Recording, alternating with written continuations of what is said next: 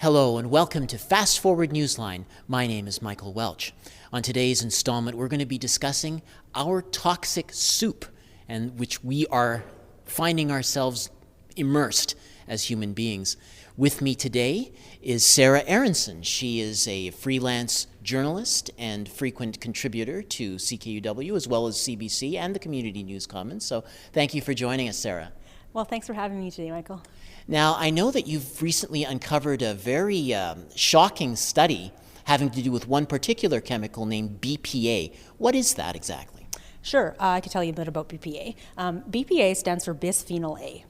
And a phenol is a type of chemical that has a ring structure, and attached to that ring structure is a group of oxygen and hydrogen attached together. So it's sort of like an alcohol. Alcohols don't have the rings, but they have the oxygen-hydrogen group. And there's different types of phenols, but bisphenol, basically, the name bis means there's two of them. So they're attached together. And bisphenol A specifically is used in certain types of plastics, like polycarbonate plastics. And it's also used for the coating in a lot of say food products. It's used to create a resin, but it's also used in other areas, like for example, things like safety equipment, things like dental, certain types of dental products, resins in the mouth, as well as car parts even, electronics.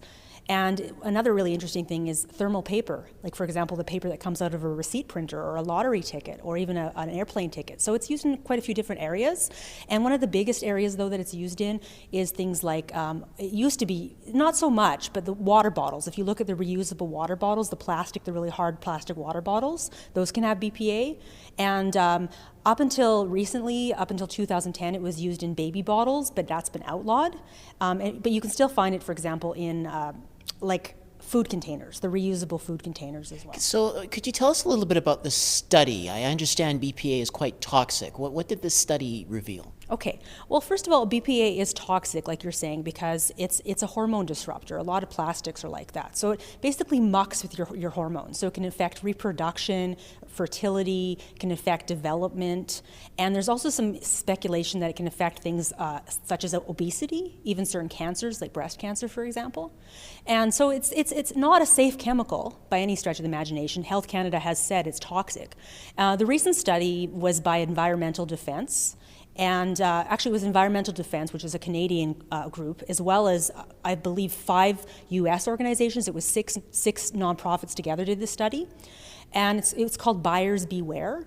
And they looked at cans from 19 states in one province, and they examined 192 cans, like food cans, and they discovered that 76% of them contained BPA. Okay, that's really something. And is this not something, given the toxicity, is this not something that we can just ditch? And what is the holdup? Why do we continue to use this product? Well, I think when it comes to Health Canada, I can't really speak to the U.S. case because they have a different system of regulation, but Health Canada has also, they have tried to ditch it in certain areas, like they've been prioritizing. They prioritized basically baby bottles and sippy cups. So as of 2010, it was banned in baby bottles and sippy cups. As far as the rest of food products, things that will make contact with people's bodies when, food containers basically.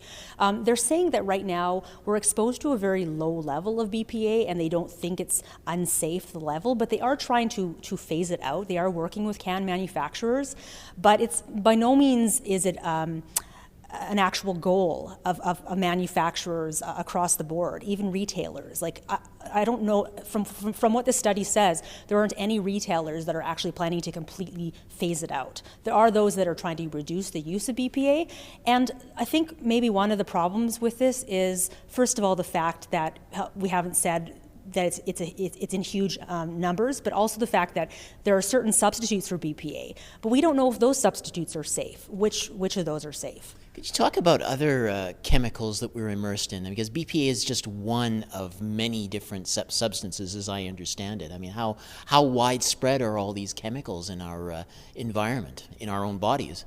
Well, if you look at recent research from the United Nations, for example, 2013, there was a study that showed there were 140,000 man-made chemicals in the world right now. And that's 2013, and we continue to produce these chemicals. There's a lot of them.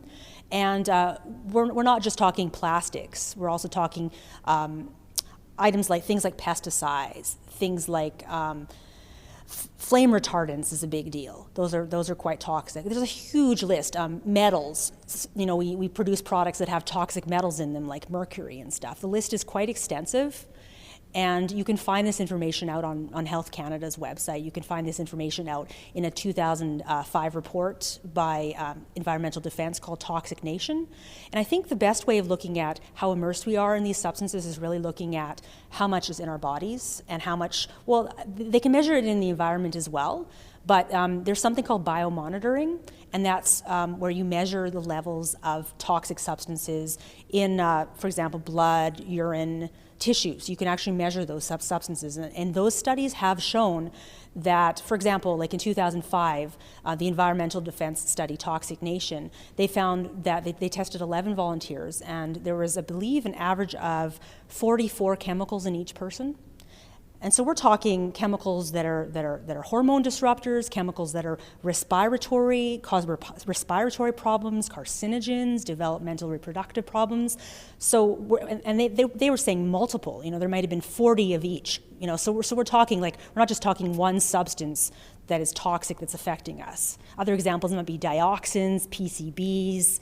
And even the replacements for these liners, like, for example, things like PVCs are being proposed, and if you know, the polyvinyl chlorides, I believe is the term, and those are carcinogens. Yeah. Well, Sara, I think I'm going to have to end this conversation now before I get really, really depressed. But thank you so much for bringing this to our attention. Oh, well, you're very welcome, Michael. And you've been watching the Fast Forward Newsline. A fresh edition comes your way periodically each week inside this little box, as well as Wednesday mornings at 8:15 on CKUW University of Winnipeg Radio.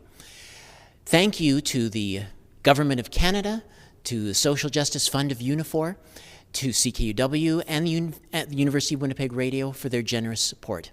Find out more about the Fast Forward News series. Just subscribe to our podcast at greenplanetmonitor.net. My name is Michael Welch. Bye for now.